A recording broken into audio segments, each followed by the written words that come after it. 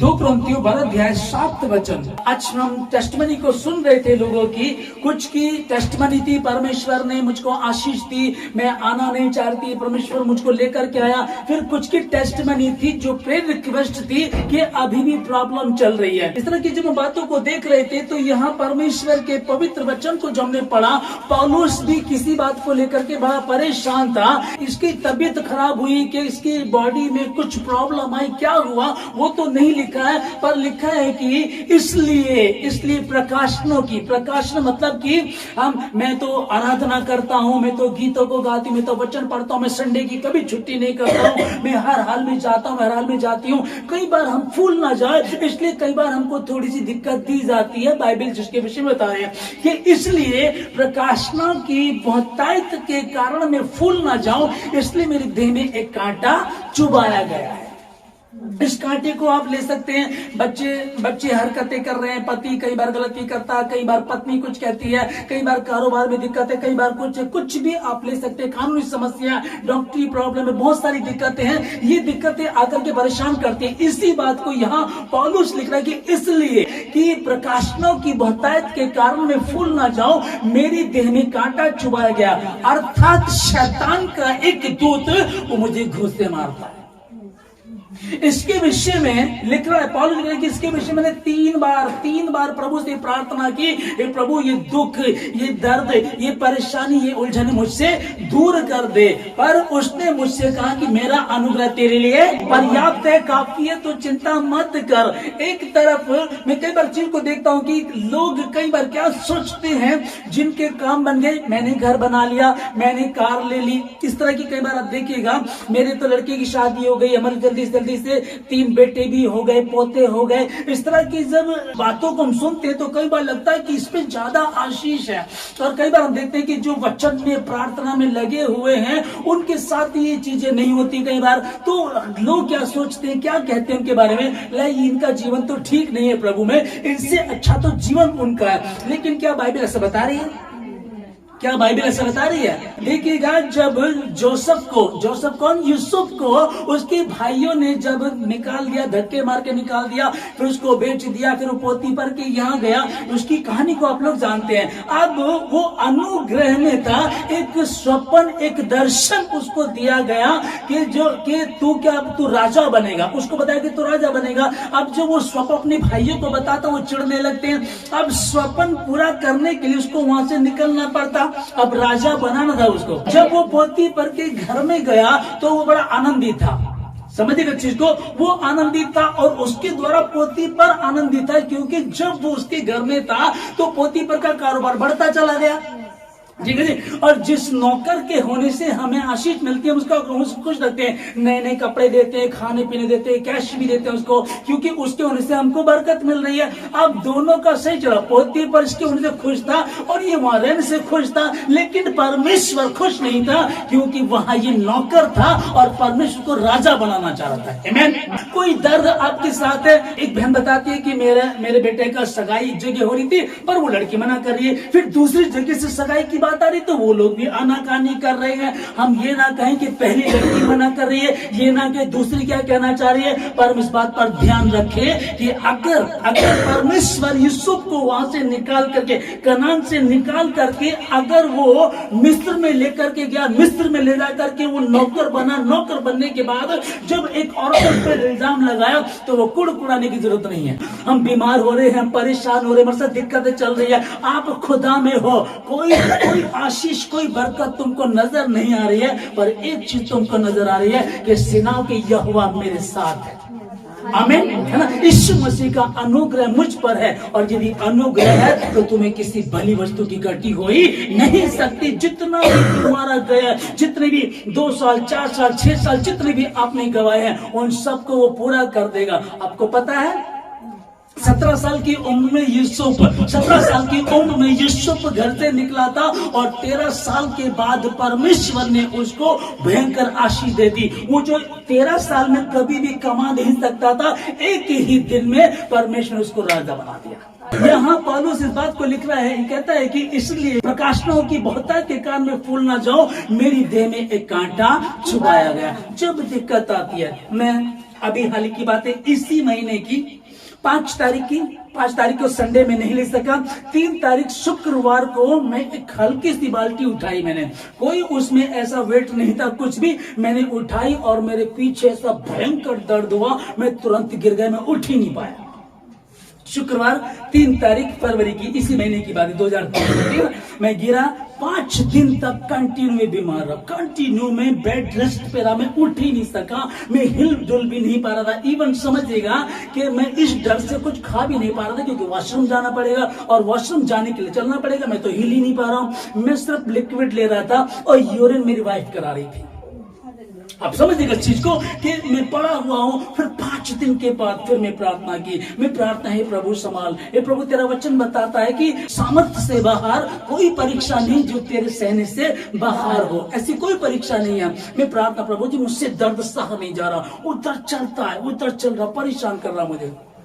5वें दिन परमेश्वर ने मुझसे बातें की, उठ खड़ा हो। मैं बार बार कर रहा हूं, उठ खड़ा हो, उठ खड़ा हो। मैं उठा, यीशु मसीह के नाम से उठ खड़ा हो। 5वें दिन में उठ करके खड़ा हुआ और थर्सडे की प्रेयर मैंने ली, थर्सडे की प्रेयर मैंने ली, फिर संडे की प्रेयर मैंने ली। और आज जब मैं बाहर उत्तराखंड में अपना इलाज कराने के लिए गया हुआ था, कल मैं शनिवार को यहाँ पहुंचा, क्योंकि मुझे परमेश्वर के काम को करना है। अभी तो आशीष है ही नहीं उस तरह की, अभी तो ये दर्द है। पहले 2012 में दर्द हुआ था, 3.5 महीने तक मैं बेड रेस्ट रहा, फिर 2 साल बाद फिर दर्द हुआ, फिर मैं 2 महीने तक बेड रेस्ट रहा, फिर ये दर्द अब 2023 में भी आ गया। ये हो क्या रहा है? कोई बात नहीं है, मेरा अनुग्रह तेरे लिए पर्याप्त है। परमेश्वर ने कहा कि मेरा अनुग्रह तेरे लिए काफी है। ये परमेश्वर ने रिप्लाई दिया, ये कह रहा है कि मैंने परमेश्वर से इसके विषय में 3 बार प्रार्थना की, ये दर्द, ये दुख, ये परेशानी मुझसे दूर कर दे प्रभु, ये सहा नहीं जा रहा है। पर परमेश्वर ने रिप्लाई दिया, कहा कि मेरी सामर्थ्य निर्बलता में सिद्ध होती है, मेरा अनुग्रह तेरे साथ है। आमीन। अब हमको चाहिए परमेश्वर, अब हमको जब परमेश्वर चाहिए तो परमेश्वर लेने के लिए क्या करना पड़ेगा? लिखा है कि मेरी सामर्थ्य निर्बलता में सिद्ध होती है। उसकी सामर्थ्य कहाँ सिद्ध होती है? निर्बलता में। आपके पास एक ग्लास है, आप उसमें कुछ चाय लेना चाहते हैं, दूध डालना चाहते हैं, लेकिन पहले इसमें पानी भरा पड़ा है, तो उसमें लेंगे कि पहले उसको फेंकेंगे?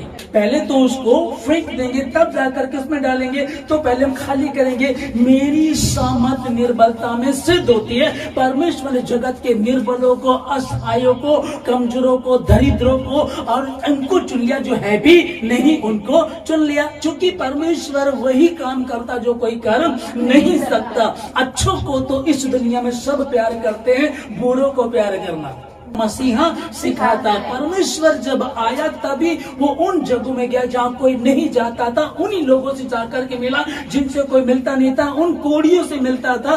कोड़ियों के पास कोई जा नहीं सकता था, कोड़ी बाहर समाज में आ नहीं सकते थे। यीशु मसीह वहां गया, क्योंकि मेरी सामर्थ्य निर्बलता में सिद्ध होती है। जब वो पूरा निर्बल हो गया, 38 वर्ष का व्यक्ति कहने लगा अब तो संभव नहीं है, कौन लेकर के जाएगा? ना माँ है, ना पति पत्नी, बच्चे, मेरे साथ रिश्तेदार दोस्त कोई भी नहीं है जो पानी के हिलते ही मुझे कुंड में डाल दिया जाए। ऐसा कोई भी, मुझसे पहले कोई और तर जाता है। 38 साल हो गए इस इंतजार में, 38 वर्ष हो गए इस इंतजार में कि कोई आए और उसको डाले। मेरी सामर्थ निर्बलता में सिद्ध होती है। क्या चाहता है तू? मेरे पास कोई नहीं है, वो उसके पास गया। मेरी सामर्थ निर्बलता में सिद्ध होती है। पौलुस लिख रहा है, कहता है कि इस कारण मसीह का प्रेम, मसीह का अनुग्रह मुझ पर छाया करता रहे, इसलिए मैं अपनी निर्बलताओं पर घमंड करता हूं। अब किसी भी समाज के किसी भी व्यक्ति को उठाइए, जब भी वो बात करेंगे तो कहेंगे हम उस सत्संग में गए, हमारे यहाँ बेटा नहीं होता था, वहां जाकर के लड़का पैदा हो गया। हमने घर नहीं लिया, जब से सत्संग में गए हमारे यहाँ लड़का हो गया। हमने घर ले लिया, हमने कार ले लिया, हमारा बिजनेस चल गया। तो सब लोग यही कर रहे हैं। क्या यही मसीह का या क्या यही परमेश्वर का हमारा प्रेम है? सच्चा प्रेम किसको कहते हैं बताइए? सच्चे परमेश्वर की जो डेफिनेशन है सच्चे परमेश्वर की, कहते हैं कि जितनों ने सच्चा प्यार किया वो कभी मिले नहीं। इतिहास उठाकर ये लैला मजनू, सोनी महिवाल, है ना, जितने भी आप रोमियो जूलियस, जितने भी उठाकर के उनका इतिहास को पढ़िएगा, उनका सच्चा प्यार है। एक दूसरे को मिल नहीं सके, लेकिन उन्होंने फिर भी सच्चा प्यार किया और उन्हीं का इतिहास हम लोग दोहराते हैं।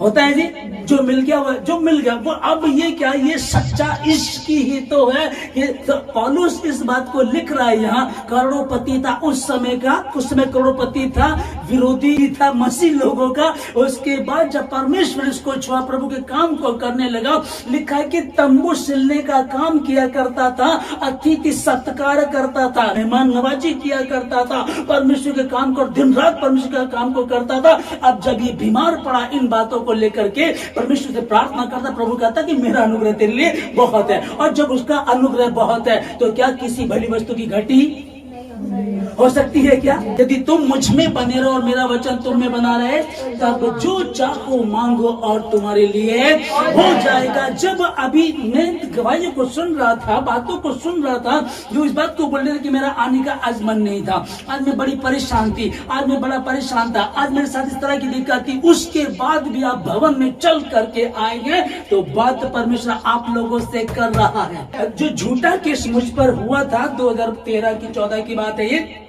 जो झूठा केस था, मुझे जमानत कराने के लिए जाना था।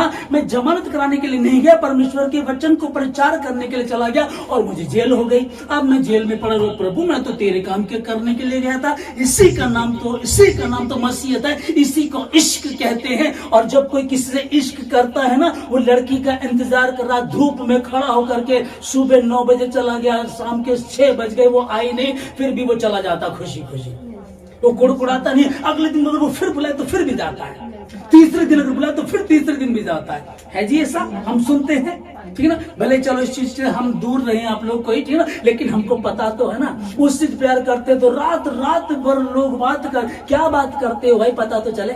फोन पे घंटों बात करते रहते हैं, मेरे बाबू ने खाना खाया, है ना, बेकार की बातें कर रहे हैं। लेकिन क्या शैतान की चाल है, पूरी रात बात कर रहे हैं, पूरे दिन बात कर रहे हैं, उलझे पड़े हैं। परमेश्वर से थोड़ी देर बात करो, प्रार्थना करो तो उगने लगते हैं। मेरा अनुग्रह तेरे लिए पर्याप्त है, क्योंकि मेरी सामर्थ्य निर्बलता में सिद्ध होती है। अगर निर्बलता आई है, निर्बलता यूसुफ के जीवन में आई, अगर पोतीफर की पत्नी न आती तो ये झेलना जाता तो राजा के पास ना पहुंचता, तो ये वहां का प्रधानमंत्री ना बनता। इसलिए जब अगर परमेश्वर के हाथों में अपने आप को दे दिया, प्रभु मैं मिट्टी हूं, आप कुम्हार है, मैंने अपने आप को आपके हाथों में दे दिया, उसके हाथों में दे दिया, अब उसका काम है तुम्हें क्या बनाए।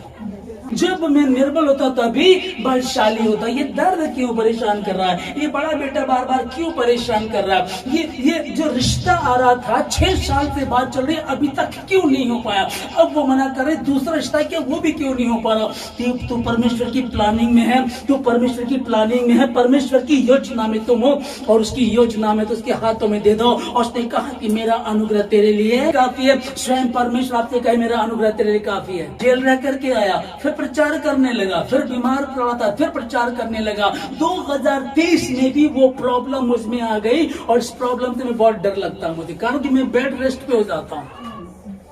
रेस्ट तो नाम है, रेस्ट नहीं होता है, मैं करवट नहीं ले पाता हूँ। उसके बाद बताइए 5वें दिन में उठा, 3 तारीख को बीमार हुआ, 5 तारीख का संडे में नहीं ले पाया, मैं प्रार्थना नहीं कर पाया, मैं संडे नहीं ले पाया, क्योंकि मैं हिल ही नहीं पा रहा था। तो क्या करूं अब मैं, बताइए प्रभु क्या कर दिया। फिर भी उसके बाद फिर मैं उठा, फिर 5 दिन उठा, 6ठे दिन 7वें दिन फिर मैंने थर्सडे की प्रेयर ली। फिर मैं संडे को जब मैं खड़ा तब भी दर्द था, अब मैं खड़ा हुआ अभी भी इधर और इधर दर्द है। क्या ऐसे में प्रेम कर सकते हो? सच्चा इश्क किसको कहते हैं? आमीन। किसको सच्चा इश्क किसको कहते हैं? मेरे खुदा से मेरा इश्क है, तू आशीष के चाहे ना दे, तू ही मेरा परमेश्वर, तू ही मेरा उद्धार करता है। यार सुना था कि मसीह में जाकर के सारे काम सफल हो जाते हैं। उसके यहाँ ना 8 साल तक लड़का नहीं, उसके यहाँ हो गया था, मेरे यहाँ तो हुआ नहीं। उसका ना घर नहीं बना था, 20 साल हो गए, उसने घर भी बना लिया। उसकी ना कभी नौकरी नहीं लगती, उसकी नौकरी भी लग गई। उसके साथ ना उसका कभी वीजा नहीं लगा, उसका वीजा भी लग गया है। उसकी लड़की में शादी नहीं होती, भाई साहब जैसे प्रभु यीशु मसीह में उनकी शादी भी हो गई। प्रभु का धन्यवाद। प्रभु करता है, प्रभु के लिए कुछ भी मुश्किल नहीं है। वो कहता है कि पहले उसके धर्मराज की खोज करो, तो उसके बाद ही वस्तु तेरे पीछे यूं ही आएंगी। और जिस किसी ने मेरे लिए घर बार, माँ बाप, पति पत्नी, खेत कल्याण छोड़ा, इस समय में 100 गुना आशीष देगा। कई बार लगता शर्मिंदगी सी महसूस होती है। मैं सच बताना आप लोगों को, क्या हुआ हमारे पड़ोस में एक भाई रहता, वो कहीं बाहर चले गए। वो उत्तराखंड से यहाँ उस दिन आए हुए थे और मुझसे इतना प्यार करते, उनको नीचे मालूम पड़ा कि भाई अशोक की तबीयत खराब है। वो धड़ ऊपर चढ़ करके आ गए। वो जब आए, वो बाहर थे, मैं अंदर रूम में। मैंने कहा यार मैं से फिर क्या बताऊंगा, फिर से मेरी तबीयत खराब हो गई, फिर से भी बीमार पड़ गया। मैंने अपने बच्चे को बोल करके आगे, मैंने को बोलो कि अभी वो बिजी है, उसको मैंने मना कराया। अब समझ सकते, मतलब कि ऐसी मुझे लग रहा है, फिर वो कहेगा यार तो पहले भी पढ़ गया था, फिर पढ़ गया, कहाँ है तेरा परमेश्वर? कई बार होता है ना, अगर कोई कहे तो कहे, मेरी कोई शिकायत नहीं, क्योंकि जिस पर मैंने विश्वास किया उसे मैं जानता हूँ, और उसने मुझसे कहा ना तो मैं तो छोड़ूंगा ना ही त्यागूंगा। और अगर 17 साल की उम्र में आपको बेच दिया गया था और 13 साल तक आप दुख उठा रहे हैं, तो इस 13 साल के बाद आप प्रधानमंत्री बनने जा रहे हैं यीशु मसीह के नाम में। आमीन। अगर गोलियत ना आता, सुनो, अभिषेक तो हो गया था, दाऊद का अभिषेक हो गया। अब अभिषेक हो गया छोटा सा बच्चा। अभिषेक होने के बाद अगर कहा जाए, पूरे भारत देश को कहा जाए कि भाई ये जो लड़का अंकित है ये तुम्हारा प्रधानमंत्री है, क्या स्वीकार करोगे? ये क्या कर लेगा कल का लड़का? ये तो जरा से इसको क्या पता, हम उसको स्वीकार थोड़ी करते थे। तो दाऊद का अभिषेक परमेश्वर ने कर दिया। अब उसकी प्रशंसा करनी थी ताकि लोग अपने आप ही आकर के कहे कि हमारा राजा तो अब शाऊल नहीं, दाऊद ही हमारा राजा। वो आकर के खुद बोले, ये परमेश्वर की प्लानिंग, परमेश्वर की योजना थी। परमेश्वर ने काम करना शुरू कर दिया, गोलियत को ले आया। गोलियत आया तो सबसे पहले जंग हुआ करती थी कि भाई इधर चले उधर लड़के, 10,000 20,000 इतने लोग मरते थे, तब जाकर के जंग जीतते थे। अब एक उन्होंने एक बात रखी कि ऐसा करेंगे कि दो लोग लड़े, एक बंदा हमारी तरफ से आएगा, एक तुम्हारी तरफ से, दोनों लड़ेंगे, जो जीतेगा राज्य उसका ही हो जाएगा। बोला ठीक है। गोलियत जब आता सारे डर के भागते थे। और जब दाऊद आया, दाऊद के हाथों से परमेश्वर ने उसको मरवा दिया।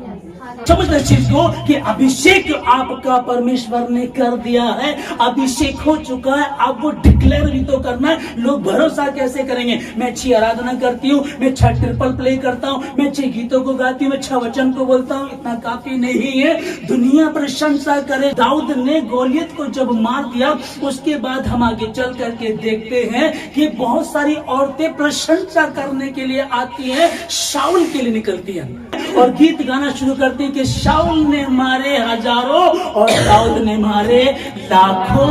हालेलुया। अब प्रशंसा करना शुरू हो गई।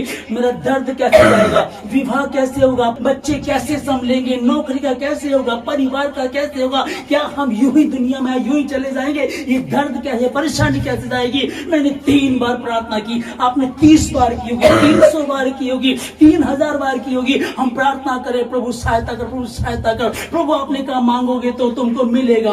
प्रभु खटखटा रहे, मांग, प्रभु मिल नहीं रहा, प्रभु मिल नहीं रहा, क्या करें? मेरा अनुग्रह तेरे लिए पर्याप्त है, मेरा अनुग्रह तेरे लिए पर्याप्त है, क्योंकि मेरी सामर्थ्य निर्बलता में सिद्ध होती है। अब सोचिएगा, सिद्ध कब होती है? निर्बलता में। निर्बलता। अब क्या मांगो? प्रभु मुझको निर्बलता दे, प्रभु मुझको निर्बलता दे।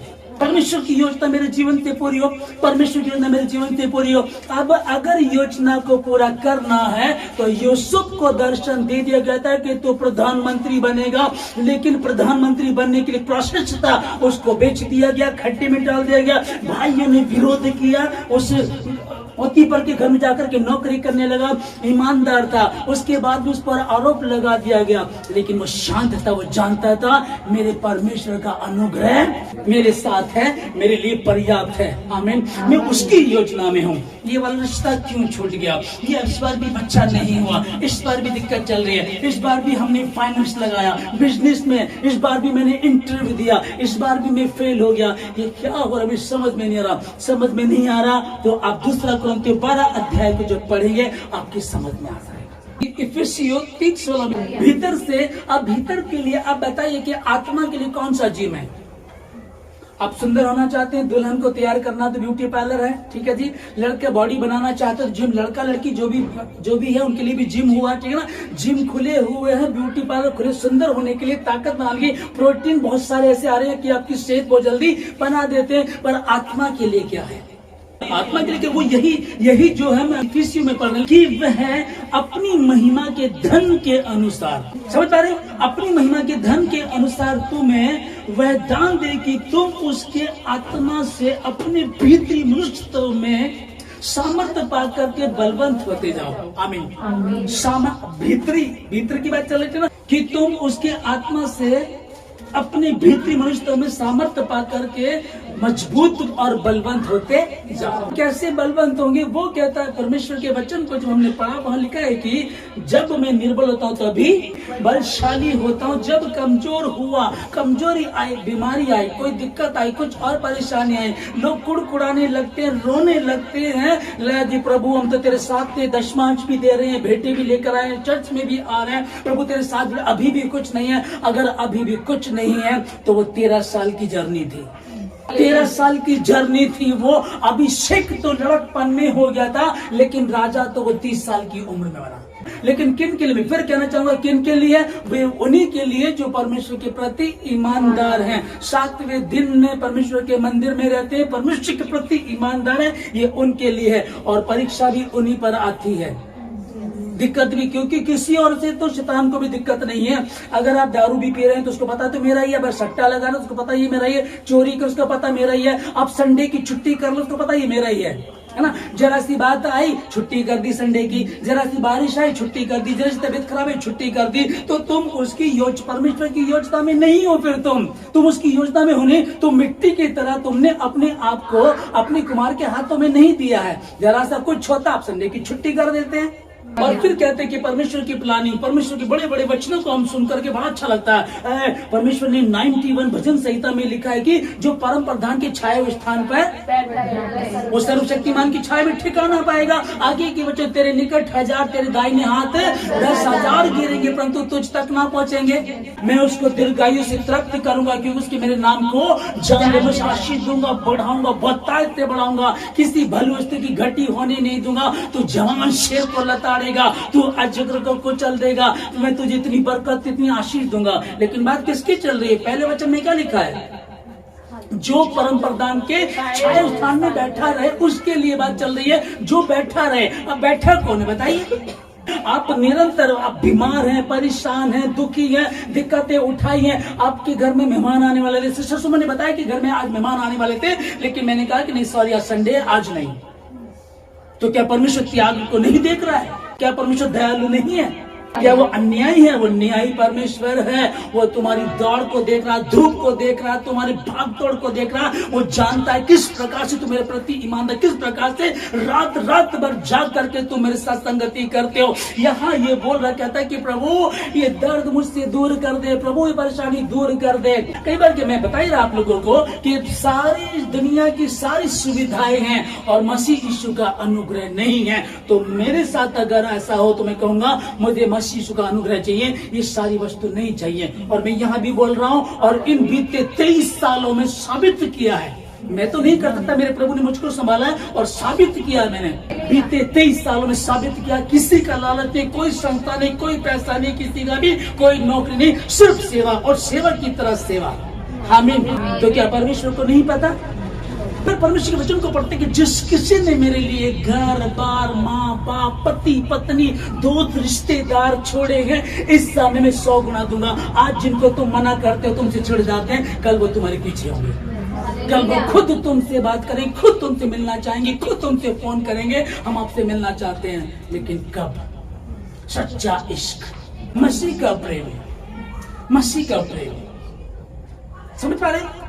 मसीह का प्रेम।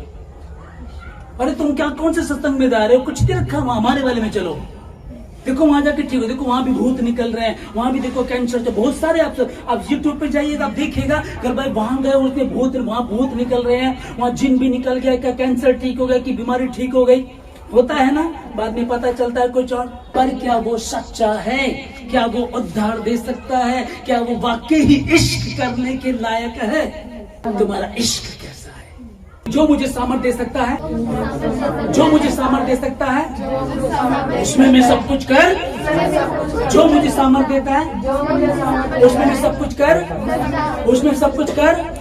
हालेलुया। जो मुझे सामर्थ्य उसमें सब कुछ कर सकता हूँ, इसलिए मैं अपनी निर्बलताओं पर घमंड करूंगा, क्योंकि जब मैं निर्बल होता हूँ तभी बलशाली। तो उसने कहा कि कोई ऐसी परीक्षा नहीं जो तुम्हारे सहने से बाहर। परमेश्वर तो सच्चा है जो परीक्षा के साथ साथ निकास भी करेगा कि तुम उसको सह सको। सहने की सामर्थ्य तुमको देगा। वो सामर्थ्य है, दयालु है, महान परमेश्वर है। उसने जगत के मूर्खों को चुन लिया। जब उसने मूसा को चुना, मूसा की माँ के गर्भ में पड़ने से पहले मूसा को चुन लिया। अब उस समय तो लड़कों को मार दिया जाता था, उस समय लड़कों को मार दिया जाता था, लेकिन इसकी मां के दिमाग में आया कि नहीं, मैं इसको बचाऊंगी। 3 महीने तक ने छिपा करके रखा, और वो जो और अधिक छिपा न सकी उसने उसको पानी में डाल दिया।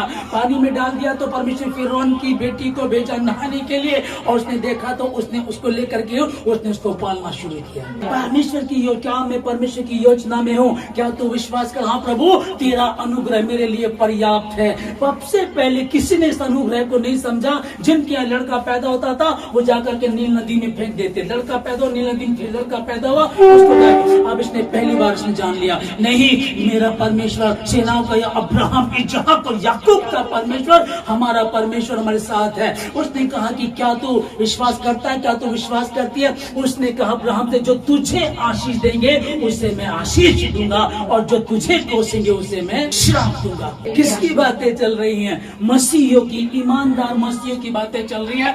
भीड़ की भीड़ तो बहुत जा रही है, भीड़ की भीड़ तो बहुत चल रही है, लेकिन बात क्या चल रही है? सच्चे इश्क की बात चल रही है। मैं आपको बता रहा था लास्ट टाइम, सच्चे इश्क की बात क्या चल रही है? एक व्यक्ति नमाज अदा कर रहा होता है, एक नमाज अदा कर रहा है, उसके आगे को मजनू निकल जाता है। मजनू तो अपनी लैला के चक्कर में रहता है, वैसे इस तरह की हालत में उसके आगे निकल जाता है।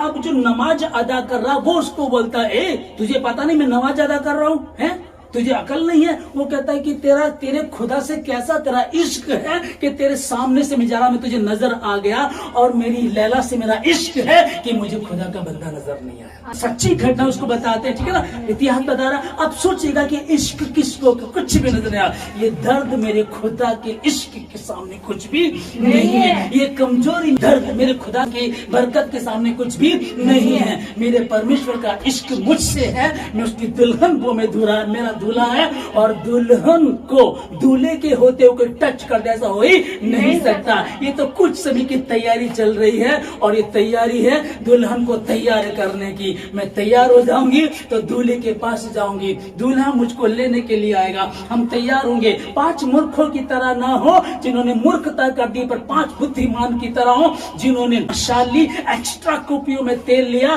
धूम मची, और वो तैयार होकर के चली गई। ये दर्द मुझे बड़ा परेशान कर रहा है, ये बीमारी मुझे परेशान कर रही है। मैं भी गर्भवती नहीं हो रही हूँ। लोग मुझसे पूछते क्या बात, तुम्हारा बच्चा एक है, अब दोबारा क्या हो गया, क्या तुम्हें दिक्कत आ गई है, प्रॉब्लम है? प्रभु ये क्या चल रहा है? मेरे खुदा का इश्क मुझसे है, अब जो वो देगा इससे भी कहीं बढ़ करके देगा, क्योंकि उसकी योजना हानि की नहीं परंतु लाभ ही की है। मैं सोच सकता हूँ कि पता नहीं कब होगा, मैं सोचती पता नहीं कब होगी, लेकिन योजना उसकी।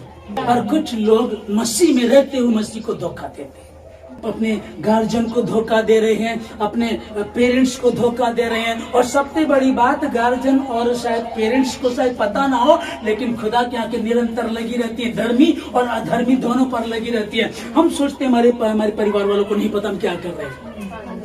आज तो फेसबुक खुला सा कर देता है ना, व्हाट्सएप पे लोग लगा के रखते हैं, व्हाट्सएप पे स्टेटस पे लगा कर वहां से खुला हो जाता है, बिल्कुल वहां से पता चल जाता है। सोशल मीडिया ऐसा आ गया, खुद ही खोलते हैं पोल को, खुद ही बता कर मैं दिल्ली जा रही हूँ, मैं यहाँ जा रहा हूँ, मैं वहां जा रहा हूँ, खुद ही बता रहे, ठीक है ना। इस तरीके मैंने भी हाल ही में एक लड़के के साथ था, मैं बैठा हुआ था, तो मैंने उसके हाथ में यहाँ नाम लिखा हुआ देखा।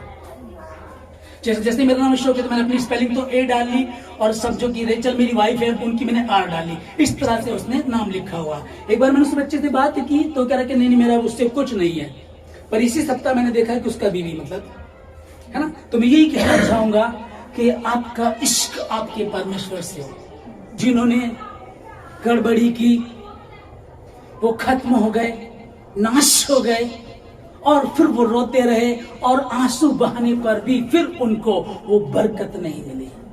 जो परम प्रधान के छाया स्थान में, वो सर्वशक्तिमान की छाया में ठिकाना है। जो मुझे सामर्थ्य देता उसमें सब कुछ कर सामर्थ्य है, उसका सामर्थ्य है, लेकिन इतना सामर्थ्य काफी नहीं है। उसका अनुग्रह यूसुफ के साथ था, यूसुफ वहां काम कर रहा था, खुश था, लेकिन परमेश्वर इस बात से खुश नहीं था। इसलिए पोतीफर की पत्नी में उसने गड़बड़ी डाल दी ताकि वो उसको छेड़े, और उसको छेड़ते यहाँ से निकले तो जेल जाए तो मैं राजा के पास पहुंचाऊं। ये प्रभु क्या हो गया?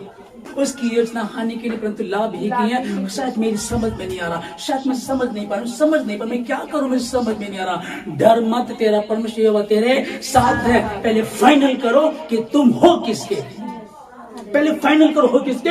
मैं यीशु का हूं, मैं यीशु की हूं। कई बार मैं बता रहा हूं, लोगों कई बार आसानी से बोल देते हैं, यार मेरी पत्नी ने ये वो कह रही कि मैं नहीं जा रही। मैंने कहा चल छोड़, नहीं जा रही तो ना जा। मैंने बच्चों को बोला चल रहे क्या, वो कह रहा मैं नहीं जा रहा। चल नहीं जा रहा तो ना जा, ठीक है ना। हम बड़ी आसानी से कह देते हैं, पर अब मैं इसलिए जोर नहीं डालता हूँ अपनी पत्नी पे, न अपने बच्चों पे, किसी पे जोर नहीं डालता हूँ। मैं सिर्फ वचन बता करके हट जाता हूँ। मानना ना मानना तुम्हारे अधिकार क्षेत्र की बात है। और जितने भी इस समय मुझको सुन, जितने भवन में जितने मुझको सुन रहे, मैं बता देना चाहता हूँ, अगर आप ईमानदार आशीष पाएंगे और आप ईमानदार नहीं, वचन को पूरा नहीं कर रहे हैं, आप घाटे में हैं। आप फॉर्मेलिटी कर रहे हैं, भवन में तो आ रहे हैं, लेकिन उसकी गिनती में आप नहीं है। 2 कुरिन्थियों 12:10 में लिखा है कि इस कारण में मसीह के लिए निर्बलताओं में और दरिद्रता में और निंदाओं में और उपद्रव में और संकटों में प्रसन्न हूं, क्योंकि जब मैं निर्बल होता तभी बलवंत होता हूं। संकटों में, संकट एक है, संकटों अनेक है ना। पौलुस लिख रहा है, इसलिए हमको निर्बल होना जरूरी है। अब हम अपने आप से ना कहें। प्रभु ने एक प्रार्थना हमको सिखाई, कहा कि इस रीति से प्रार्थना किया करो। और प्रार्थना में क्या है कि हे पिता हमारे, तू जो स्वर्ग में, तेरा नाम पवित्र माना जाए, तेरा राज्य है, तेरे इच्छा स्वर्ग में पृथ्वी पर भी पूरी हो। हमें बुराई से बचा, परीक्षा में पढ़ने। प्रभु ने खुद कहा कि ऐसे प्रार्थना में बुराइयों से बचा, परीक्षा में पढ़ने ना दे। इसी रीति से हमको प्रार्थना करनी है। लेकिन फिर दूसरी तरफ आ रही है कि ठोकरों का लगना अनिवार्य, इम्तिहान का आना जरूरी है। इम्तिहान होगा, एक बात तुम्हारे सामने आएगी, एक इम्तिहान होगा, तुम उसमें फेल और पास आओगे। अगर तुम इम्तिहान को पास करोगे तो अगली क्लास में, फेल हो गए तो उसी क्लास में। इम्तिहान चल रहा है, मैं क्या करूं, मुझे समझ में नहीं आ रहा। कुछ करने की जरूरत नहीं है। जब वचन खुलता है तो बोले लोग समझ प्राप्त करते हैं। वो समझ प्रभु आपको देने आया है। आमीन। परमेश्वर वही समझ देने के लिए आया। क्या मैं जो परमेश्वर से प्यार करता हूँ, क्या जो परमेश्वर ने जगत से प्रेम रखा, पहला प्रेम किसका? परमेश्वर का। परमेश्वर ने जगत से प्रेम रखा ताकि जो विश्वास करे वो नाश, ठीक है जी। यहाँ से तो अनंत जीवन पाए, यहाँ से तो शुरुआत होती है। आगे चल करके बातें हैं कि जब मैं निर्बल होता हूँ तभी बलशाली होता हूँ। लोगों का कहना कि नहीं, जो मसीह में है उन पर दुख नहीं आते, दिक्कत नहीं आती, परेशानी नहीं आती है। सब कुछ नहीं है ऐसा। आप ईमानदार हैं, आएगी। आप ईमानदार हैं, आएंगी। लेकिन बाइबल क्या बता रही है कि निराशा आ सकती है, पर वो लज्जित होने नहीं देता। बारिश में निकलोगे तो भीगोगे, पर जब छतरी लेकर के निकलोगे तो आपको भीगने नहीं देगी। अनुग्रह की छतरी लेकर के चलोगे तो तुमको भीगने नहीं देगी। मैं क्या करूं, मेरी समझ में नहीं आ रहा है, मुझको समझने की जरूरत नहीं है। एक बच्चा जब स्कूल में पढ़ रहा है तो वो कॉपी खुद ही खरीदता अपने पैसों की, बैग खुद ही खरीदता है, यूनिफॉर्म खुद ही खरीदता है, फीस खुद ही देता है। किसको देनी होती है? उसके मम्मी पापा को। उसको क्या करना है? उसको क्या करना है? पढ़ना है। ठीक है जी, अपना होमवर्क क्लियर कर, पढ़ाई पूरी कर, बाकी काम हम देख लेंगे। अब समझ लीजिएगा, हम लोग स्कूल में, हम सब, मैं भी, अब हम सब स्कूल में पढ़ रहे हैं। हमारा पेरेंट्स, हमारा पापा, जीसस पापा, वो सारी कीमत को अदा करेगा। पर वो क्या करेगा? बच्चों पढ़ाई करो, बच्चों पढ़ाई करो। हमको पढ़ाई करनी है, अपनी पढ़ाई पूरी करें, वो सारे इंतजाम कर देगा। और जब पढ़ाई पूरी करेंगे, हम अच्छे नंबरों से पास होंगे, अगली क्लास में जाएंगे। इससे पापा की बेइज्जती हो जाएगी। क्या होगा? इससे क्या होगा? इससे मेरे पिता की प्रशंसा होगी। और जब हम पढ़ नहीं रहे हैं तो हम भी फेल, हम भी लज्जित, हमारे पेरेंट्स भी लज्जित। ठीक है जी। जब हम अधूरे हैं, हम भी लज्जित, हमारे पेरेंट्स भी लज्जित, फिर हमको कई बार शर्मिंदगी उठानी पड़ती है। और मैं आशीष देता हूँ आप लोगों को यीशु मसीह के नाम में कि अब के बाद आपको शर्मिंदगी उठानी ना पड़े। जितनी भी शर्मिंदगी आई है, रिश्ता बार बार करते हैं टूट जाता है, अब नहीं टूटेगा यीशु मसीह के नाम में। मैं सोच रही थी गर्भवती होने के लिए, पर नहीं हो पा रहा। यीशु मसीह के नाम से तो गर्भवती होगी, यीशु मसीह के नाम में तेरे कारोबार बढ़ेगा, यीशु मसीह के नाम में तेरे बच्चों की पढ़ाई, यीशु मसीह के नाम में तुम उन्नति करोगे। हाँ, क्योंकि उसकी सामर्थ निर्बलता में सिद्ध होती है। अब मैं अपनी निर्बलता पर घमंड करूंगा, निर्बलता पर घमंड करूंगी। जब हम देखते यूसुफ के विषय में कि पोती पर की पत्नी इसीलिए आई ताकि उसको प्रधानमंत्री बनाया जा सके। गोलियत का आना दाऊद के लिए आशीष का कारण था।